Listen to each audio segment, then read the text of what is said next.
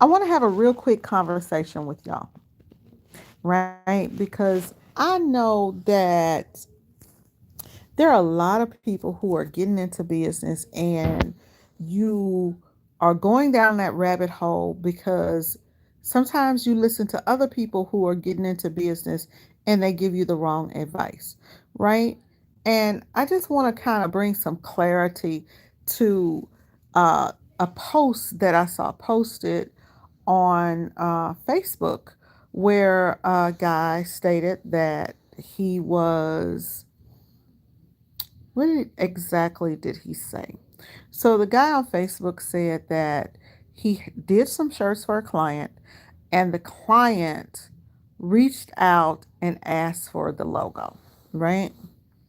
And he feels some kind of way about it. And he's wondering, should he give a logo to someone that he created as a courtesy because he's doing printing the t-shirts, right? This is really common in screen printing and doing service businesses. Over at my shop, we do the same thing. A lot of times people will come to us and we will print the shirts for them, and I may not charge them a fee, right? Because I'm printing the shirts. Y'all, if your client reaches out to you and they ask you to send the artwork, hey, can you send this artwork over to this vendor, right? There's a couple of things that could be going on. It's not always that that person is taking their business somewhere else, right? And you have to look at it like this. If indeed the customer wants the artwork from you and they're taking their business somewhere else, then what was wrong with the service that you provided? So you've got a lot of other stuff that you need to be figuring out. Hey Cynthia, how you doing?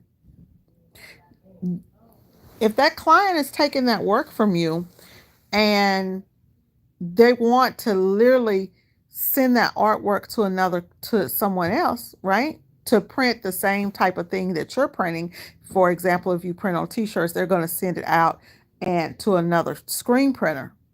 Then you need to be figuring out, where did you go wrong in either the quality of the print? Was it the shirt? Maybe you didn't provide a shirt that they wanted. Was your price too high? What was going on with that, right? That's the first thing you need to figure out. In printing, and I'm just going to keep it 100 with y'all because I see that a lot of people always say, well, the price is the price.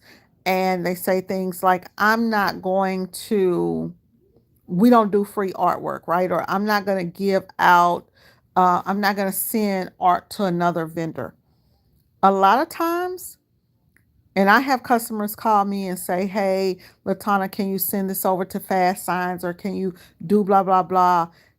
It's normally that it's either something they think I don't provide or it's a service that I do not provide. Right. So, for example, I've done your t shirts, I've done your bags. You want to get a sign. You don't know that T shirt Shop Dallas does signs. So, you'll say, hey, can you send our logo over to such and such? Because, they want to get something done. They don't necessarily tell you what it is that they want to get done. You can easily lose a customer, right? Hey, Keisha, you can easily lose a customer by telling a customer you're not going to supply that design you're not going to send that design. Normally, because and this is the thing, most people are not going to um, ask you for a logo that you've created to go get things done that they know that you do. They're not just going to do that, right? You may have some scumbags out here and they will do stuff like that. But I see like literally hundreds of people on this post saying, hey, we don't do artwork for free. You did do artwork for free in the beginning because anytime that, let's say a customer comes to me and you're getting 200 shirts, right? Off of 200 shirts, I'm going to average out probably anywhere 1500 at a good $1,500 or more, right? Off of 200 shirts. Sometimes if it's just a plain, let's say if it's just a plain one color job and you're doing that one, let's say you make $1,200, $1,500, right? You still made money off of that design. And if it's a plain one color design that you created, you probably created really quick. There's honestly not anything out here that I've seen on the market. Don't kid yourself. There's nothing out here that someone else cannot remake, right? So if your client doesn't want to fuck with you, basically, they don't want to fool with you anymore, it's very easy for them to go to take a shirt, an actual shirt that you've printed, and go and say, hey, we want to go and get this done by somebody else. So don't jump the gun when a customer calls and asks you, can you send their artwork over somewhere? The first thing I would ask is, well, hey, what do you need it for? Right? Be upfront. Hey, what do you need it for? And they may say, oh, we want to get some bags done, or we want to get some flags done. We want to get some pens done. We need to get whatever, paperweights, whatever it is, right? If it's something that you do, or can you have a company that you could outsource it to, then you tell your client, hey, you know what? We do that. We can handle that for you. At some point, when you're starting to grow your business and you're out here and you're finding clients, right? And you're getting those clients and customers that are coming and they're messing with you. In your order terms, or at least when someone talks to you, whenever, and y'all hear me on the phone all the time, when I'm talking to clients, they'll call me and I may say, yeah, if it's something I could do within, 15, 20 minutes, there is no fee, right? I don't charge a fee for that because I'm making money on the back end. Now, do I want to just be giving the design to everybody? No, I don't, right? Now, if they're going to take it to use it for something maybe that you don't want to do, or that let's say they're going to use it for something that you don't do, you shouldn't really have a problem with that. If and you shouldn't have a problem with it, especially if you're sending it to another business, right? That doesn't do what you do. For example, let's use the fast signs, for example, right? I'll have clients that'll call me and ask me, hey, can you send this over? We want to get a banner made, or this, that, other. Now, I have the ability to do banners, but I'm busy. I do t-shirts. I may not want to do banners. So I don't have a problem sending that over. Here's where y'all missing the opportunity. There's opportunity when you go and now I'm going to send this over to John at XYZ Company. I'm going to call John, introduce myself, ask John what it is that he does, and I'm going to tell John what it is that I do. And maybe we can both kind of collab a little bit and make some money together, right? So now John can send you customers that need t-shirts. You can send John customers that need banners. Now, if you can also, if you're going to charge people for artwork after the fact, that needs to be stated in your order terms or in your contract up front. Because this is what happens. And this is the God's honest truth. I've been doing this almost 25 years now.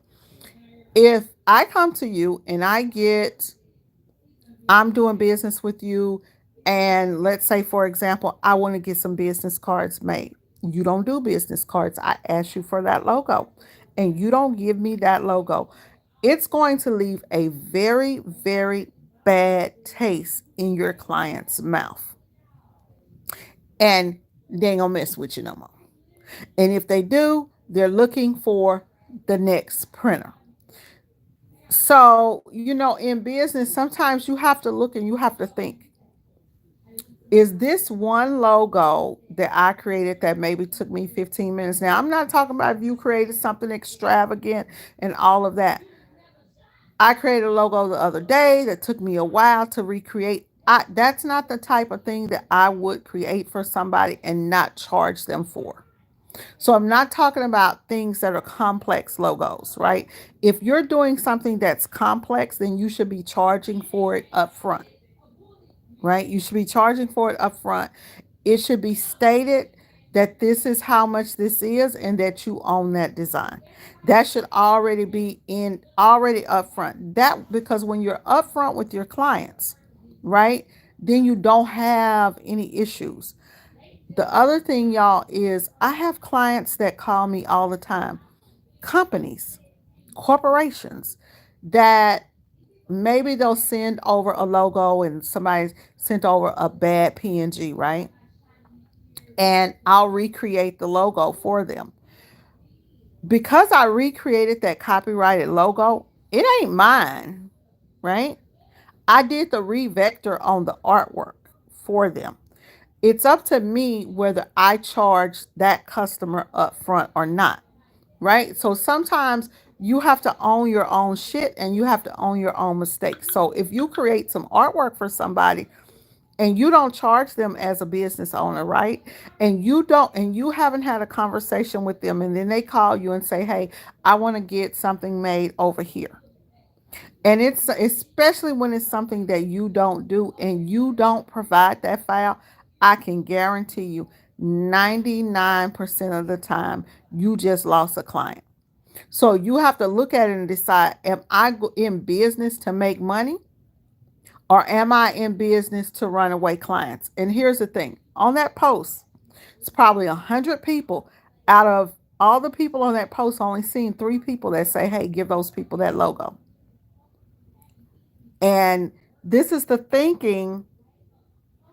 We have to get out of that mentality of this is mine, this mine, right? You cannot be selfish when you're trying to grow business. Let me see how I want to put this.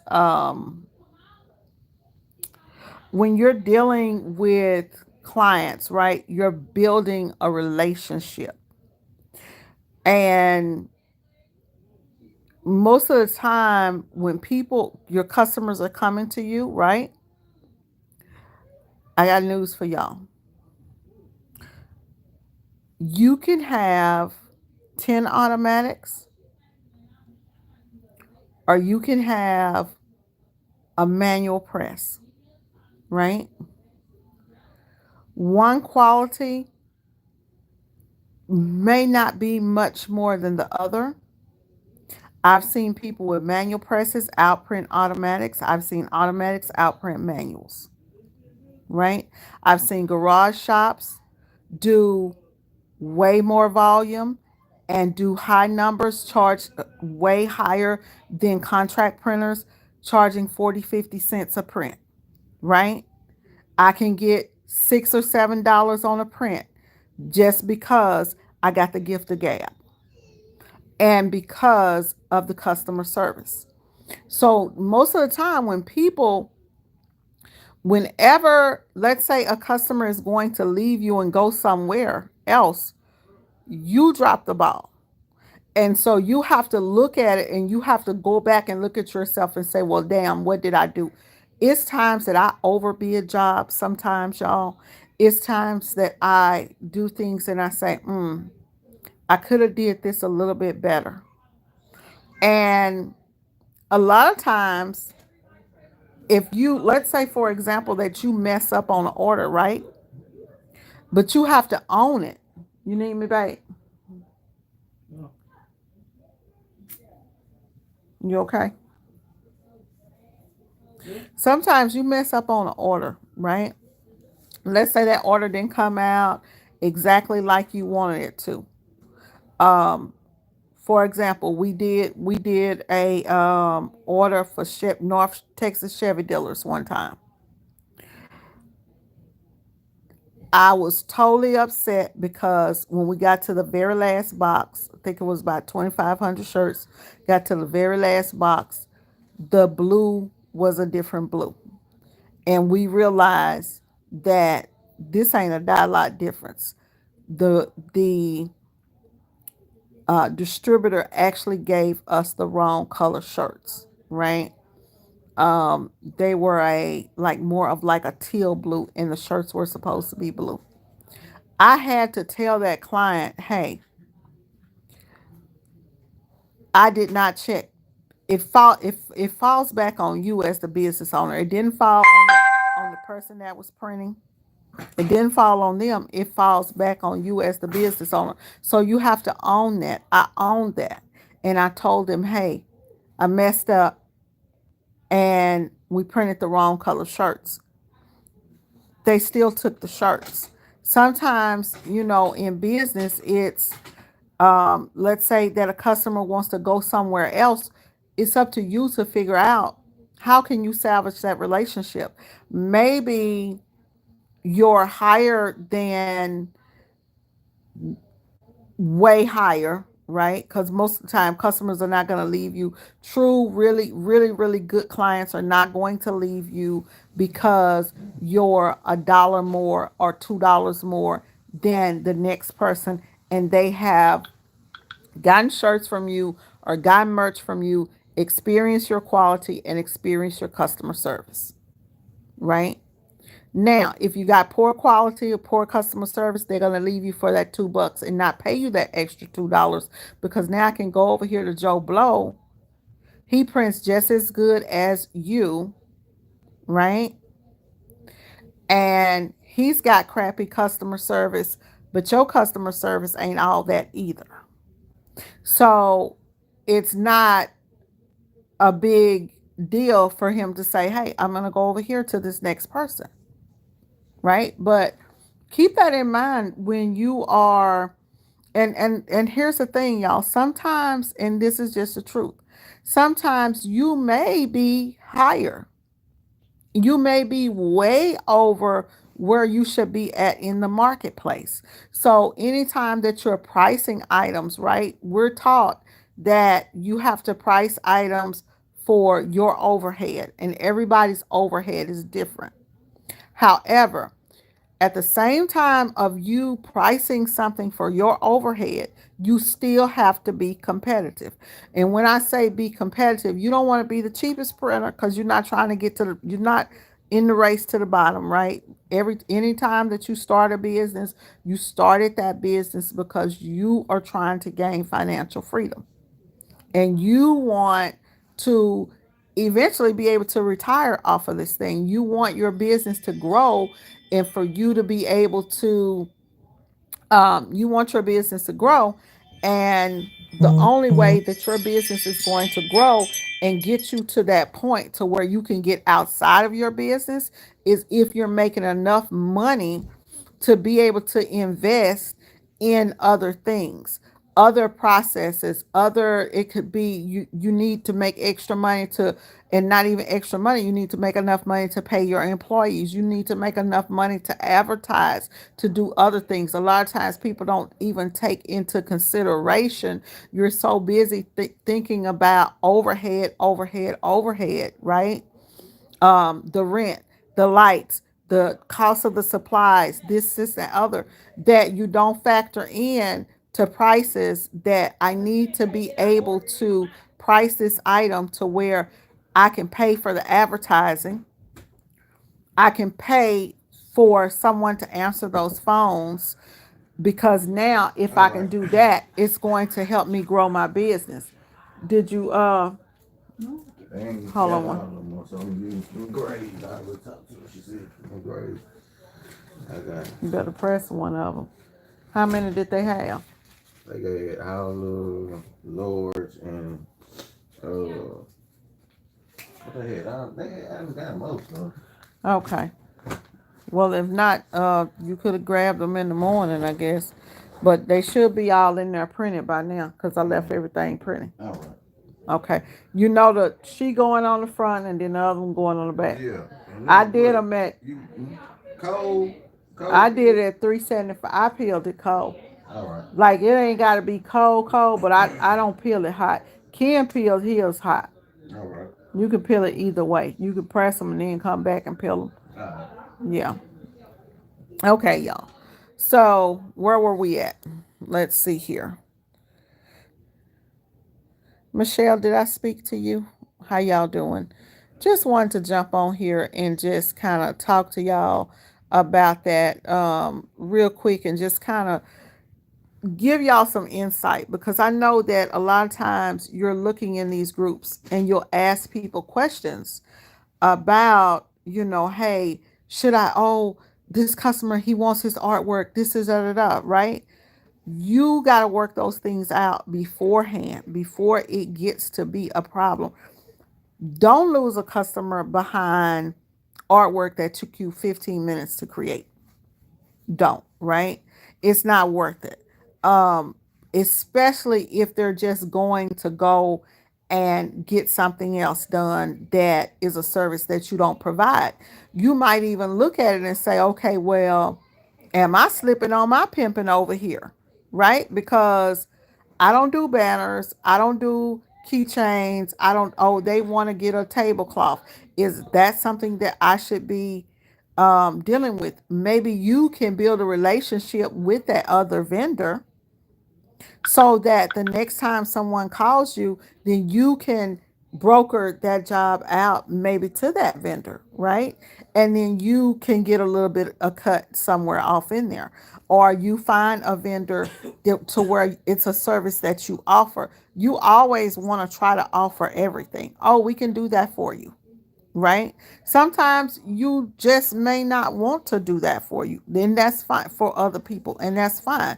Me, I only want to do t-shirts, bags, a few caps. I only want to heat press caps. I don't want to do this. I don't want to do that. So it's okay if you don't want to do banners or you don't want to do all of this different stuff.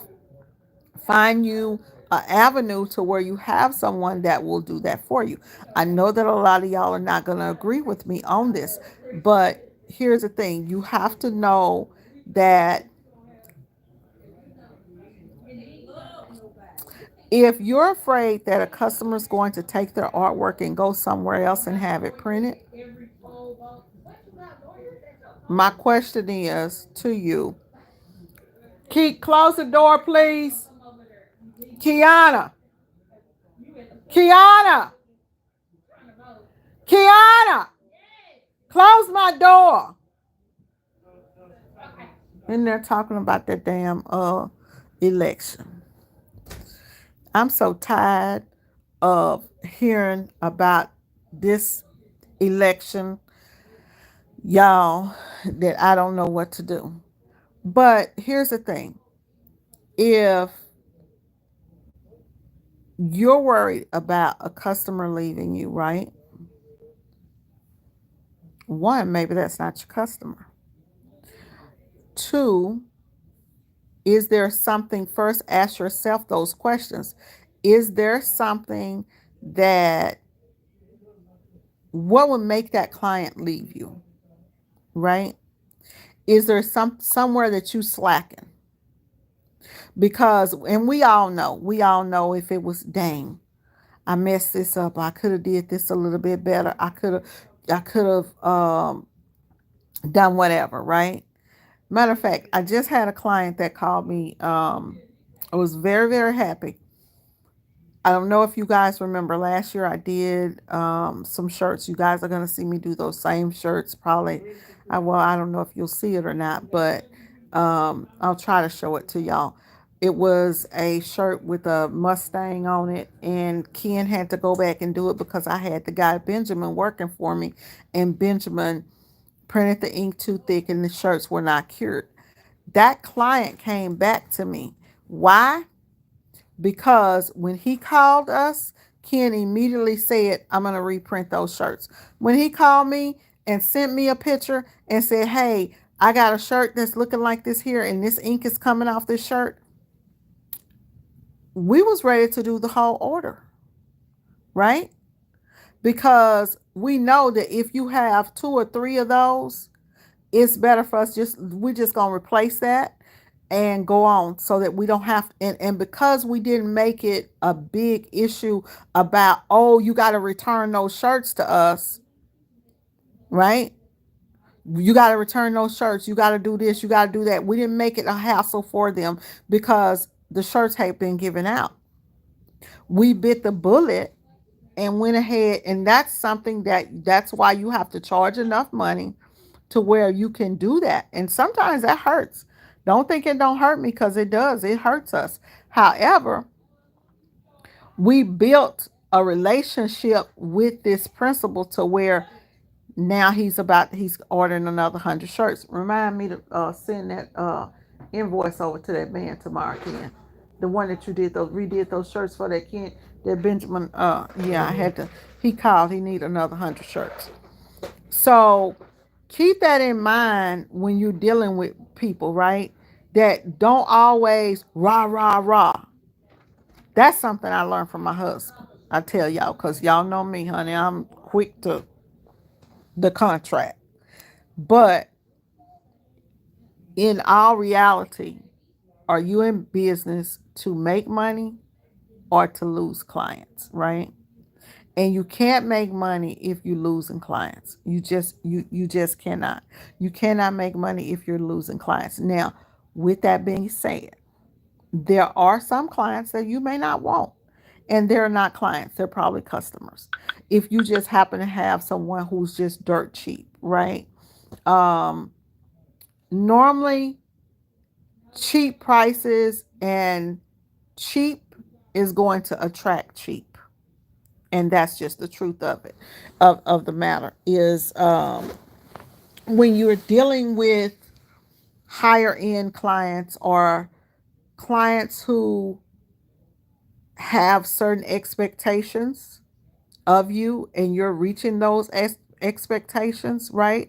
And you put yourself on a certain pedestal, and you look at your quality that you put out, and you carry yourself in a certain way, and your brand, you're worried about your brand, not worried about your brand, but you represent your brand. You want to make sure that, hey, in your brand, a lot of times people thinking that when I'm talking about their brand, I'm talking about their product. No, I'm talking about you being the face of your brand, right? Um, all of that goes into it. So when you are representing yourself right, and you're putting out quality work, you're going to attract those customers who are going to want that quality. They're going to want that quality, and they're going to be happy to do business with you. I can't tell y'all how many times it is that I'm like, dang, I wish I had somebody that I could send this order to. Okay. Um, Let me reach out to this person. Let me send this over to this company to get this off. It when you have another business that you can, where you both can eat, it's amazing. And then you can truly be a one-stop shop. It's hard to be, it's super hard to be a one-stop shop, y'all. It really is. I never wanted to be, I never wanted to be a one-stop shop. For 15 years straight, people said, what do you do? I print t-shirts. I didn't even print a bag. I could print bags. I did videos on printing bags. I would print bags, but all I advertised was nothing but t-shirts, t-shirts, t-shirts, t-shirts, t-shirts, right? And then, and just screen printing. Just one process, screen printing. What do you do? Screen print. We screen print. And then we brought in DTF. Well, we actually did heat transfers too. Y'all know we have always done heat transfers, but um, we didn't do any vinyl or anything like that. And a lot of times people say that's another thing. People think that you can't make it because you don't have all of these different processes. It's okay for you to specialize in one or two things and be good at what it is that you do. All right, y'all. That's all. Vent over just came on just to give y'all a little boss up, and hopefully this helps somebody um, in their business, because honestly, a lot of times we're going through and we get in our feelings and we worry about competition when we shouldn't. When we shouldn't worry about competition, you can't sit around and worry about is somebody going to take your client. You really can't. You've got to know that, hey, I'm doing a quality job, right? I'm talking to this customer, I'm keeping open the line of communications, and it's good. I've literally had customers, y'all, during COVID. I had a client during COVID that they were doing bad. They were doing bad. I was doing bad. We couldn't open up the print shop. Um, we was paying all of that rent. The governor had us shut down. We couldn't open. My dad was sick, and we was going through, and they was going through, right? And not only just that one customer, but several of my customers were having issues and stuff. And I remember one of my customers called me and he said, well, I may have to go somewhere else because there was another place that was doing, had dropped their prices, and they were doing he normally gets like two colors printed on the front and two colors printed on the back of his shirts. And he found someone who would do it for him and give him all of that, right? For the price that I was charging for one color jobs. Well, Ken said, babe, we're gonna do it for him. We're gonna do just tell him to go ahead and pay for the price for the one sided print. This is a client who I have been working with for probably 5 or 6 years, right? And they were going out to be at a job. That job ended up being like a $15 million job that they ended up getting. Needless to say, I'm still their printer today, right? And so they never, not one time after that, they glowed up, blew up. Went from running this little awning company in probably 1,500 square feet of space to, I don't know if you guys know what Alpha Broder is, but their business is as big as the Alpha Broder warehouse. And anytime that I do anything for them, they never, ever ask me, why is the price this amount that it is, right? They never ask me anything, question me about prices or anything like that. Sometimes in business, you'll have customers that they just don't have the budget, right? And so you as a printer, it's not for you to give your services away. And that's not the moral of the story. Sometimes as a printer, you have to go in and you look and you find where you can save costs for your customer. Because instead of me printing that, let's say if I got a client and they want a 3 color job, and they're used to getting nice tri-blend t-shirts, right? And now times are getting hard, and instead of them paying uh $18 a shirt, they now have a budget that's $13 a shirt. A lot of times I can still meet that budget. I just have to go.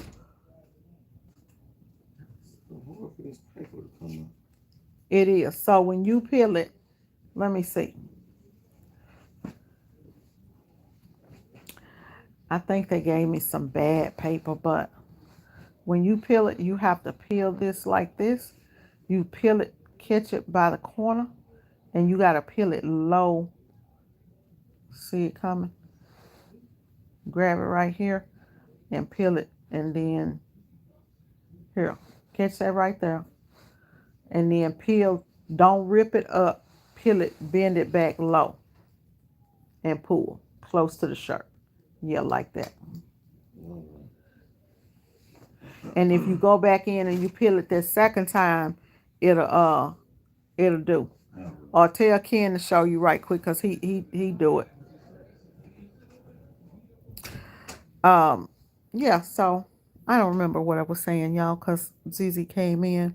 But sometimes, it's about finding something that's affordable for your customer, because sometimes a customer can come to you that first time and they want that shirt that's $18, right? They want that tri blend. And then the next time their budget isn't that high. They don't have that budget. And sometimes that comes from higher up in the corporation, to where let's say you got a new boss, or let's say this is the fourth quarter of the year. You have to look at things like that. The economy things have shifted in the economy. In business, especially when you're dealing with corporate offices and things like that. Sometimes they have a budget for X amount. They got a big budget today because they just got a lot of money in and they got to spend it. And then going towards the end of the year, it might be we don't really have any budget left. Or it could be a company that has a big budget at the end of the year, because throughout the year they didn't spend much. And so now they're looking to splurge. But you find those things out from speaking to your clients and building that type of relationship to where you can talk.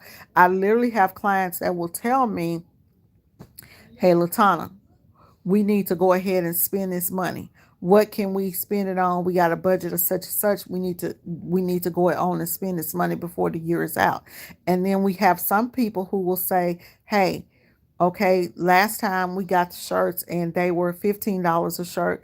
This time our budget is only at, like, we can only spend, and most of the time they don't talk about it in shirt numbers, they'll talk a total. So let's say they spent $5,000, and now they need a product that's, we only have half of that. We can only spend $2,500 on promotional products or shirts, right? It may not even be a shirt. It may be something that you say, okay, how can I help my customer get the most bang for their buck? And maybe I'm going to, instead of doing shirts, maybe I'm going to do bandanas. Maybe I'm going to do keychains. Maybe I'm going, instead of putting you in a tri blend, I'm going to bump that down and I'm going to put you in a cheaper shirt.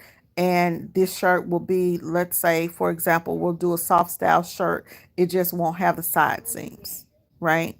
I think the soft style has side seams. I don't know, but it's still not just the worst shirt, right?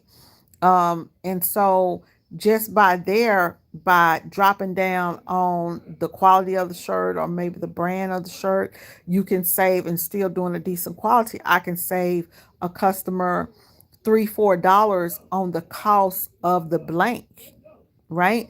Doesn't affect my printing costs. So I'm still making my money on printing. And that's what you should be focused on. You're still making your money on printing, but you're cutting down on the cost of the blank that customer is paying. So hopefully that makes sense. Even things like, let's say, for example, sometimes people want to do color changes, right? As a printer, I know that, okay, I can do ghost ink and then I can print on an array of shirts. And we'll talk about what ghost ink is at Bosscation. I can print on an array of shirts and still give you that good quality that you want, where we never have to do a color change, right? Ghost ink will give you what's called a tone on tone print, y'all. So let's say, for example, if I'm printing red shirts, it'll give you a different type of red on the red. If I'm printing, and it works on every color except for black shirts, right? It'll work on every color except for really, really dark or black shirts, but things like that. So for you, it's all about you finding a way that they can get something done. And sometimes it may not be the full quantity. It may be, okay, we have $2,500 that we want to spend. Last time we were able to get, let's say we were able to get 200 shirts. Okay, well, this is what I can do for you. I can get you 200 pieces of X amount of good, right? Or maybe I could switch things up. You have to always keep things fresh for your customers. And that's what's going to keep your customers coming back, because once you've done t-shirts for them, right? Then, okay, well, we did that last year. The next guy, he's still looking at doing t-shirts. You're looking at bringing in something new, something fresh, right? It may be a t-shirt, but it may be a different type of t-shirt. Now we're going to do a distress effect. Let's do a switch up the style of shirt, right? Maybe I can put them in a fashionable shirt, or I can offer you a v-neck, or I can do a tank top, different things like that. But that's you as a customer, right? What you need to do. So anyways, y'all, never heard of that ink? Yeah, it's so what it is basically black ink with probably about 80% reducer. It gives you a kind of a water, it's literally like you're almost making a water-based ink. And so we're going to probably end up doing that. I know I'm going to teach it in my Bosscation class, but I actually have some shirts, some towels that I'm going to do that I'm going to actually use that ink on. So, hey T Lamont, how are you? All right, y'all. I just wanted to come on and just kind of give y'all that bit of information, and just tell y'all, like when you're running business, like try not to be so greedy, or try not to be so much. Um, don't be afraid of competition, right? There was a store me and Ken went to the other day, and it was literally like two pizza stores. It was a Papa John's right next door to Pizza Hut, right? I'm a Pizza Hut girl. And it wasn't next door, it was like a store in between, but they're right there in the same shop. I mean, like the Papa John's is right here, the Pizza Hut is right here. Like literally, you could just walk from one door to the next door, right? And I said to myself, I said, dang, they got a pizza place. Now I've never seen a two pizza places that close to each other. But you have to look at it and you say, okay, well, even with gas, right? Some people like Exxon, some people like Texaco, some people. So you could have a 7-Eleven on one corner, and then two two or three buildings down the road, you have a Starbucks, right? And so people go to Starbucks for what? People go to 7-Eleven for the price. Those are people who go in there, they get gas. They either like 7-Eleven coffee, they don't mind doing the self-service thing, right? They get a good price for it. They do the little coupon where they get one free every now and then. I'm a fan of 7-Eleven. I'm also a loyal customer. I love the way 7-Eleven coffee tastes. So I actually prefer 7-Eleven, right? As far as my coffee. However, I can't beat that good Starbucks service. I get to pull up in the drive through, I ain't got to get out of my car, and I pay for the experience, right? So a lot of times I'm telling you guys this, sale experience, right?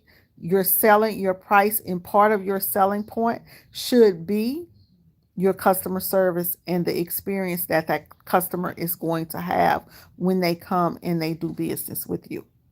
All right, y'all. Y'all have a good night. Talk to y'all in the next one. Bye bye.